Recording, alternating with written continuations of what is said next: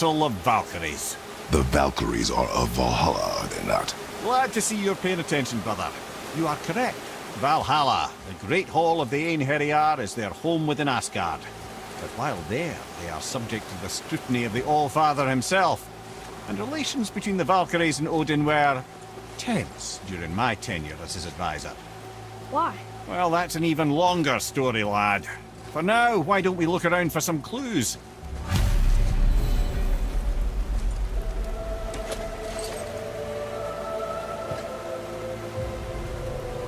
Whoa, you're back.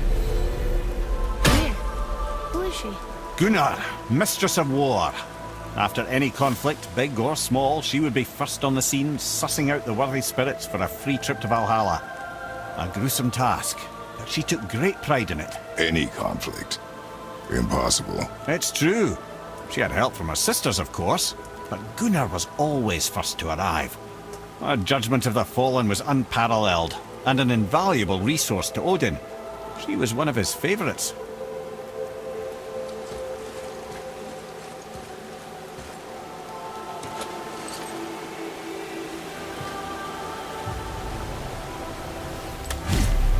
Ah, Gondul.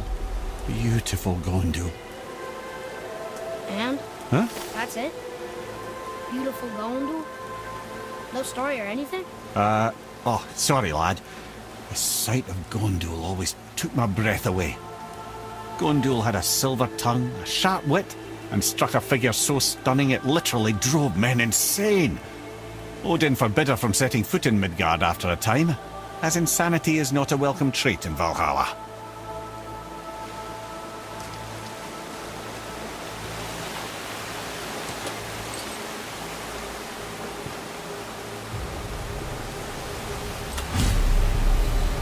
This is none other than Geirdriful, the Master of Arms in Valhalla, responsible for arming and training Odin's Einherjar.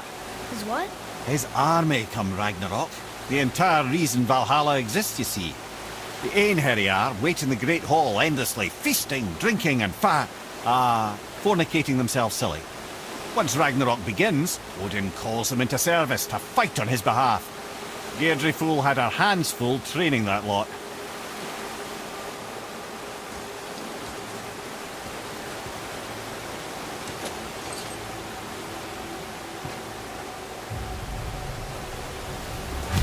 This, my friends, is Kara.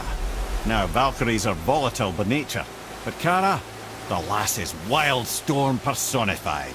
A wild storm. Aye, calm and collected. And the air would shift and the fury of her storm would unleash. It was beautiful in a way, assuming you could find proper shelter. Her tears would cleanse the blood-soaked battlefields.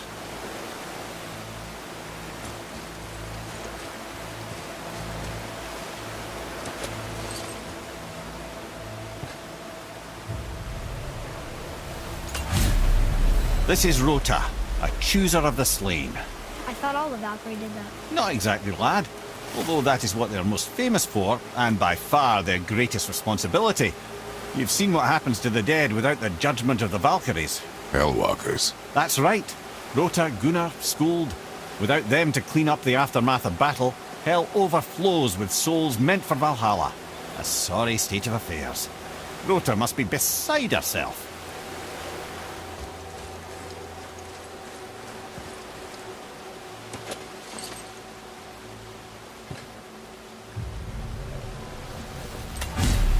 Ah, here we have Eir, the healer. A Valkyrie healer? Strange. Eir was strange, as a matter of fact. Very quiet, very calm. Where her sisters were violent rapids, Eir was a gentle stream. She healed the wounds of both mortals and gods, and even a certain all-knowing sage who once drank too much and fell off a mountain. Not my proudest moment.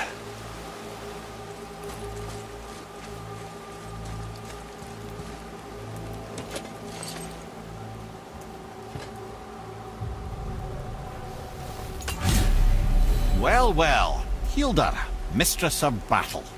She and Odin got on quite well, actually. Her and the other Valkyries, not so much. She would spend most of her time here in Midgard observing discord between the living. and sewing some up herself from time to time. She lived for conflict. Some say she was conflict personified. I wonder what will become of her now that she's free.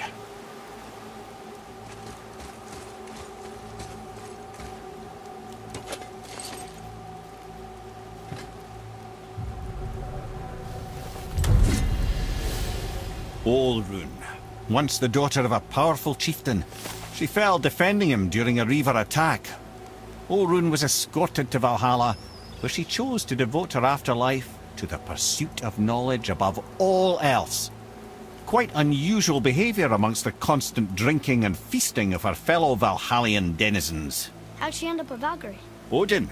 He saw a kindred spirit in Olrun's single-minded pursuit of knowledge. He appointed her as the Valkyrie's resident historian.